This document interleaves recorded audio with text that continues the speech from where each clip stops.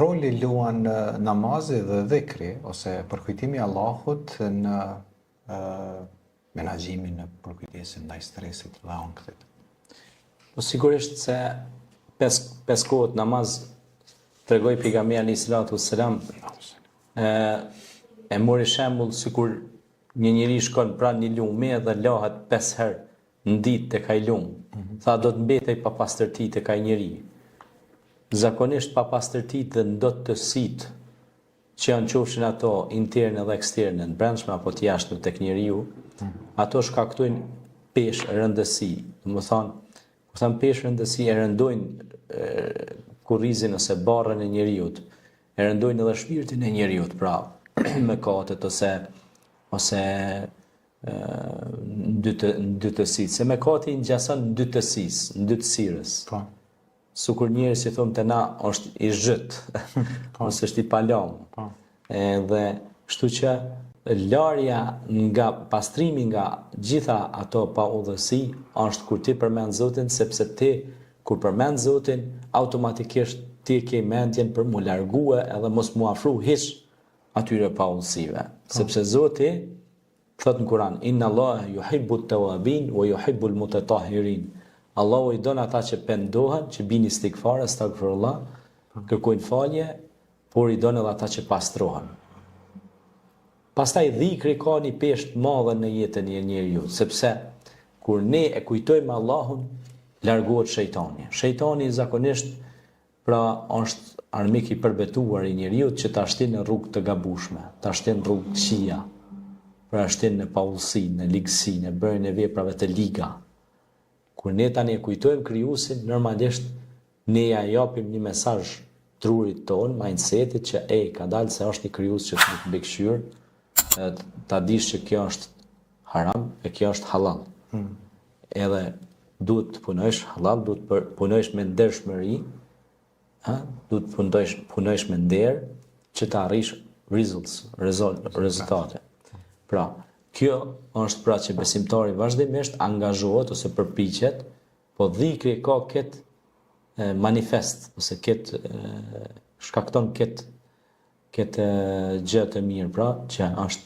Pastaj thot: Ja ayyuhalladhina amanu dhkurullaha dhikran kathira wasabbihuhu bukratan wa asila.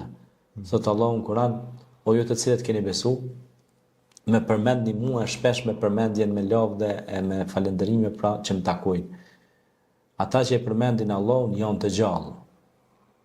Pra, si janë të gjallë? Pra, ata janë më fleksibël, ata janë njerëz më mendjehapur, ata janë njerëz më, do të thotë, më të kuptueshëm, më të arsyeshëm, më human, më të dashur.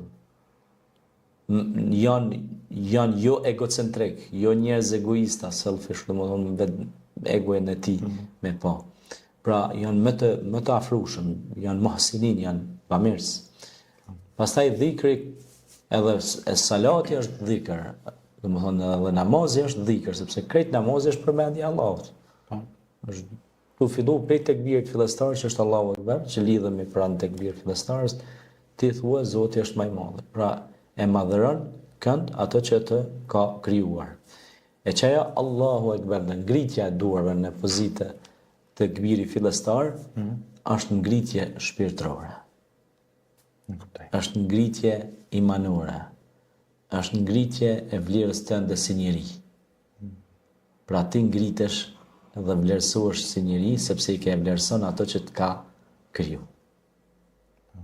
Edhe është një ajet kuranor që shumë i bukur që thotë: Kejfe tekfuruna billah, si mohoni Zotin, wa kuntum amwat, dhe ju ishit të vdekur. Ishit të vdekur, pra.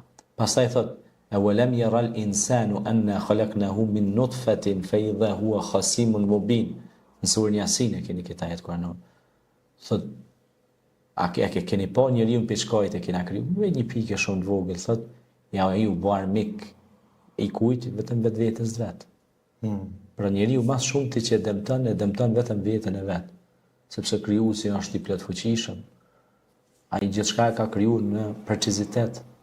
Pra neve na ka dhënë shpirtin, na ka dhënë jetën e mirë, na ka dhënë frute, zarzavate, pemë të ndryshme rreth nesh, na ka dhënë shumë mira rreth rrotull nesh. Prandaj ne duhet të bëjmë dhikr, ta përmendim ato, ta falenderojmë. Dhikr është me thonë edhe elhamdulillah. Faleminderit Zotit. Dhikr është edhe me thonë subhanallahi wa bihamdi, i lavdëruar dhe i falenderuar është Zoti ynë. Ha? Pra, edhe lavdëron edhe madhron krijuesin, po të njëjtën kohë edhe falenderon për të mirat që të ka dhënë. Dhikri pra e man gjithmonë egon të, domethënë, nën kontroll, nën frer. Nuk e lën egon për me, do thot me mposht njeriu. E kjo egoja është bërë shkak që shumë njerëz me i shtin rrugë pa krye. Egoizmit që ka njëri ego nefsi njeriu, pra i shtin njerëzit kojta që thonë të na e korit burrin, po me kon burr nuk ka kojt e hiç ai. Kështu që kjo është domethënë shumë interesante sepse egoja i ka bën shumë njerëz që të dalin pe shinave të trenit, pe binarëve të trenit. Edhe kjo nuk është e mirë, prandaj dhikri është një lloj çekiçi, si ai çekiçi i gjykatësit ose prokurorit që i vjen edhe e mbyll case çështjen. Më kupton e ja? Kjo është pra mbyllësi çështjeve të këqija. Pra dhikri i mbyll, nuk i lën me hap gojen. Tak, e bllokon atë helmin, domethënë, është ose më i ngjan atij antibiotikit që i mbyt virusat e këqij në trup ose mikroorganizmat e këqij. Dhikri është ilaç, është penicilin, është qetësim për zemrën, është dhikri është përmendja e Allahut, e nuk wala dhikrullahi al-akbar thot Zoti në Kur'an. Gjëja më madhore, akbar, domethënë kur thot akbar është superlativ. Wala dhikrullahi al-akbar thot Allahu në Kur'an. Thotë përmendja ime, subhanallah, është gjë më e madhe, më madhore. Domethënë, a paske botë një firme 100.000 punëtorë, ha? Gjë më të madhe se kjo s'ka normal në aspektin material. Po paska dhe diçka më të madhe. Përmendja e Zotit ka më shumë se kjo. Superlativ. Pse? Sepse ti nëse i thu Zotit ti je i madh o Zot, pa ai Zoti ka krijuar edhe ata 100.000 punëtorë, ka krijuar edhe atë shefin, atë seun asaj kompanie, na ka krijuar tonë. Një ditë do t'ja ulëm tjerëve që vinë pas ato që i kemi ndërtu.